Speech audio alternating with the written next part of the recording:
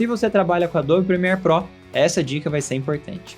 Eu vou te mostrar nesse vídeo 3 opções muito interessantes que vão garantir uma melhor qualidade de render quando você exportar suas edições do Adobe Premiere Pro. Vem comigo?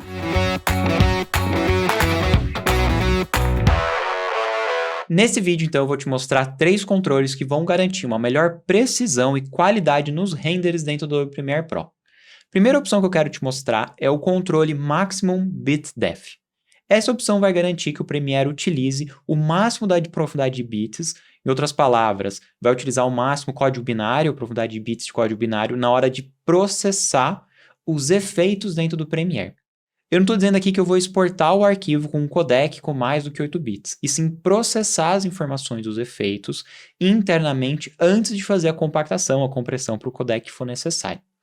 Essa opção vai ser principalmente importante para quem está utilizando software only, o sistema de renderização por CPU e não por GPU. Porque em GPU ele já vai automaticamente utilizar essa opção, e em CPU você tem que lembrar de ativar essa opção.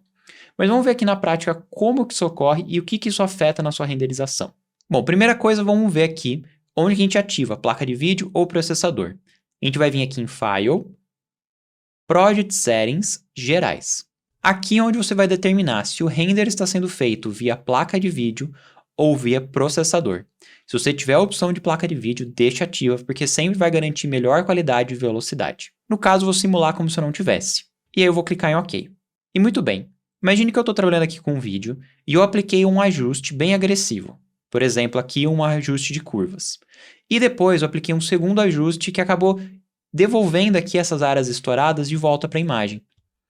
Perceba que eu não consigo trazer a informação de volta, que a imagem clipou, ficou achatada e as informações foram perdidas. Obviamente que aqui é um exemplo extremamente agressivo. Geralmente você não vai fazer algo assim, porque eu poderia simplesmente voltar lá na curva e fazer uma curva melhor. Mas imagine situações onde você aplicou um LUT, aplicou um efeito de Blend Mode, um Glow, algum efeito que estourou um pouco a informação e depois veio uma camada de ajuste, um preset, um outro efeito que restaurou. Mesmo que sejam coisas sutis. Quando está utilizando o sistema de processador, esse pouco de informação que ultrapassou o 100% de branco ou de preto que foi resgatado vai se perder. Você perde essas informações.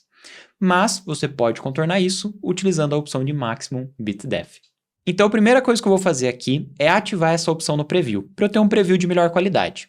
Basta vir aqui ó, em Sequence, Sequence Settings, e aqui na opção de Previews, eu vou ativar aqui Maximum Bit Depth. Ele está me avisando que é ideal que eu trabalhe no sistema de memória, otimizando a memória e não a performance. Como eu tenho bastante memória RAM, eu não vou me preocupar com isso. Mas caso você esteja trabalhando com pouquíssima memória RAM, você pode vir aqui em Editar, Preferências, Memória e colocar aqui, em vez de Performance, otimizado para memória. No meu caso, eu não preciso. Vou clicar aqui em Cancelar. E perceba como aqui a imagem já ficou bacana novamente. Porém, aqui é só o Preview. Se eu não ativar essa opção também na renderização, o arquivo vai voltar como estava antes. Então, para eu garantir que também na renderização vai ficar bom, eu preciso, na janela de render, eu preciso ativar aqui essa opção, para garantir que ele vai utilizar o máximo da profundidade de bits e conseguir um render com essa qualidade. Então, essa opção vai garantir que ele faça um processamento interno dos arquivos em 32 bits, também chamado de float point. Então, ao invés de ele se limitar em 8 bits, que é aquela escala que a gente estava vendo, ele vai trabalhar com uma maior profundidade de bits. Então, mesmo que alguma informação ultrapasse lá os 100% ou para baixo de zero, você ainda retém aquelas informações necessárias para devolver a informação da imagem. Quem trabalha com o DaVinci Resolve, por exemplo, o DaVinci Resolve ele sempre opera em 32 bits. Aqui no Premiere, você tem a opção de trabalhar em 32 bits se tiver com a placa de vídeo ativa, e se tiver com o processador, você tem que ligar essa opção na hora da renderização para garantir uma melhor qualidade. Mas é importante ressaltar que isso compromete muito o tempo, a velocidade do render. Então você pode, quando ainda estiver trabalhando e fazendo os previews, os arquivos temporários, trabalhar com essa opção desligada e ativar depois somente na hora que você quiser fazer a renderização para valer, para garantir o máximo de qualidade. É importante ressaltar que essa opção ela é compatível com efeitos acelerados por placa de vídeo. Você vai identificar isso vendo este ícone do lado do efeito. Se tiver esse ícone, quer dizer que ele é acelerado via placa de vídeo, ele trabalha internamente em 32 bits e você vai poder fazer com que ele restaure as informações que nem a gente está vendo. Porém, se você colocar entre os efeitos, que nem eu coloquei aqui, entre esses efeitos, um efeito que não seja processado pela placa de vídeo não seja compatível com o trabalho de 32 bits, você vai quebrar a estrutura de processamento. Então perceba aqui, estou com RGB, com um efeito que não é acelerado via placa de vídeo, e aqui um outro RGB Curves. Colocando no meio, eu voltei para aquele mesmo problema de antes. E isso vai acontecer independente se você tiver ativado máximo bitdef ou não, se você está trabalhando no modo de GPU ou no modo de CPU, processador. Se você pegar e com o efeito você ir além da escala máxima lá do 100% de branco ou de preto, colocou um outro efeito que não é processado via placa de vídeo e com o outro você restaurou, na hora de restaurar você vai perder aquelas informações que estouraram. Então, se for o caso, evite que isso aconteça. Coloque algum efeito que não seja suportado por placa de vídeo, por último, na estrutura de renderização, ou opte por efeitos que sejam suportados pela placa de vídeo. Outro detalhe, se você tem o costume de renderizar os efeitos na timeline, garanta que aqui em Sequence Settings, você ativou o máximo de profundidade de bits para você já ver o preview próximo com o que vai ficar na qualidade final. E se você quiser utilizar esses previews na renderização final para economizar tempo, utilize aqui um codec com qualidade. Não adianta utilizar um codec aqui com preview de baixa qualidade. Você vai ter que utilizar codecs melhores, como por exemplo o GoPro Cineform ou um QuickTime em ProRes. Porém, lembre que um codec mais pesado ocupará mais espaço no seu HD, então você tem que ter mais HD disponível. Aí, na hora de renderizar, você pode ativar essa opção de utilizar os previews. E ele vai utilizar aqui o render que você fez na timeline na hora de fazer a renderização final para economizar tempo. Entenda que aqui você vai ter uma vantagem e uma desvantagem. A vantagem é, se você já renderizou os efeitos durante a edição para ver um preview, você pode utilizar esse preview no render final porque é um preview de qualidade.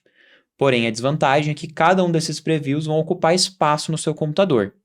Se você trabalha com placa de vídeo, provavelmente isso não vai ser necessário. Raramente vai ser necessário gerar um preview, porque a placa de vídeo gera em tempo real.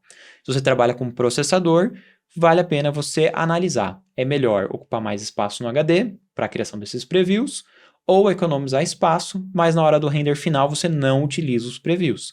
Deixa a caixinha desligada. A próxima opção que a gente vai ver também está disponível dentro da opção de preview, que é o Maximum Render Quality. Essa opção a gente também vai encontrar na janela de exportação. Se a gente apertar Ctrl M, aqui também tem a opção de usar o máximo da qualidade de render. Ative essa opção quando você quiser garantir que ao transformar uma camada, aumentar a escala, diminuir a escala, rotacionar, fazer alguma modificação, por exemplo, com o Warp Stabilizer, o render vai fazer a melhor interpolação possível na hora de redimensionar ou movimentar esses pixels. De novo, se você utiliza a placa de vídeo, o Premiere já vai fazer um cálculo otimizado por padrão e você não precisa se preocupar. Porém, se você utiliza o sistema de processador, vai ser muito importante ligar essa opção para garantir uma melhor qualidade no processamento dos pixels, principalmente informações muito finas que geralmente vão gerar um serrilhado. Com essa opção ativada, você vai garantir uma melhor qualidade nessa interpolação.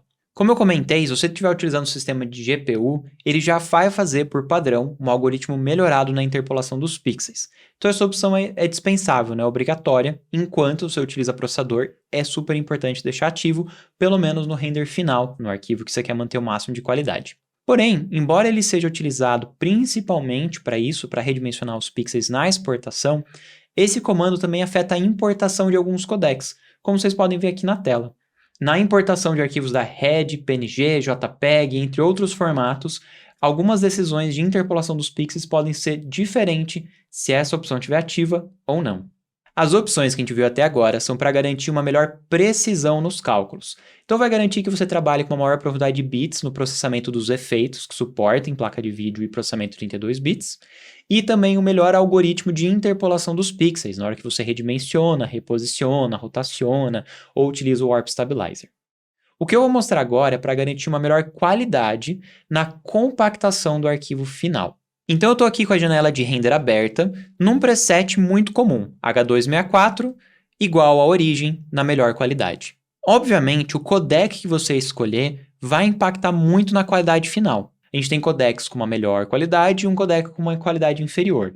Mas a gente sempre tem que escolher o codec de acordo com a compatibilidade do local para onde a gente vai mandar esse material. Não adianta eu exportar um H264 para mandar para uma sala de cinema, que é DCP, como também não adianta eu exportar um DCP para colocar no YouTube. A gente tem um codec apropriado para cada mídia, então você já vai ter que escolher primeiro pensando nisso. Imaginando aqui que eu vou exportar para a internet, eu vou marcar aqui o H264. E aqui, o preset que eu tinha acabado de falar, melhor qualidade. Na sequência, para garantir uma melhor precisão, eu vou ativar as opções que eu havia dito. Então, utilizar aqui o máximo da probabilidade de bits e o máximo da qualidade de render. E mais para baixo, a gente tem uma opção aqui chamada Bitrate. A opção Bitrate ela é muito importante e não confunda ela com BitDef. O BitDef vai determinar quantos bits que você tem para determinar os canais vermelho, verde e azul no processamento dos efeitos ou na compressão final do seu arquivo. Então, por exemplo, se eu exportar um arquivo a 8 bits, quer dizer que ele tem 256 tons por canal de cor por pixel. Se você estiver exportando a 10 bits, que é 2 vezes mais, então vai ser 256 vezes 2, 512 vezes 2, 1024. Você passa a ter 1024 tons. No processamento interno dos efeitos, por exemplo, ele vai processar 32 bits com o máximo BitDef ativo. Mas aqui a gente está falando de áreas tonais. Então é uma quantidade de áreas tonais gigantesca. Por isso que ele consegue recuperar aquelas informações que estouraram quando a gente utilizou um efeito muito forte dentro de uma pipeline 32 bits. Mas quando a gente está falando aqui de bitrate, a gente está falando de taxa de bits por segundo na compressão do arquivo. Então, depois que ele terminou de fazer toda a renderização, né, toda a leitura e o processamento dos efeitos, quando ele vai começar a compactar esse arquivo para deixar ele mais leve, para você publicar nas redes sociais. E aqui ele vai utilizar diversos tipos de compactação, como por exemplo macroblocking, longGOP, sistemas que compactam blocos da imagem de acordo com os tons de cor e de luminância, que pegam informações que se repetem ao longo de vários frames e repete as informações para não ter que escrever mais de uma vez, enfim, são uma série de técnicas de compressão, e quanto menor que você colocar esse bitrate, mais agressivo vai ter que ser a compressão, para fazer com que o arquivo final tenha o peso, a taxa de bits por segundo que você delimitou. E é isso que vai afetar muito a qualidade. E todo codec ele vai ter um bitrate. Se você escolheu, por exemplo, lá um ProRes 422, ProRes 422HQ, ProRes 444, cada um deles também tem o seu valor de bitrate, mas lá é pré-definido. Você não tem como controlar ele. Vai ser o codec, já vai ter determinado dentro dele qual que é o bitrate para cada resolução. Então, você vai estar em HD, você vai estar em 4K, para cada um deles vai ter um valor e é uma tabelinha que vocês conseguem conferir para saber qual que é o peso de bitrate que aquele determinado codec naquela determinada resolução vai ter. Mas há os arquivos que são otimizados, principalmente otimizados pela internet, que você tem controle sobre essa compressão, como é o caso H264, H265, MPEG, tem vários codecs diferentes que permitem que você controle essa compressão.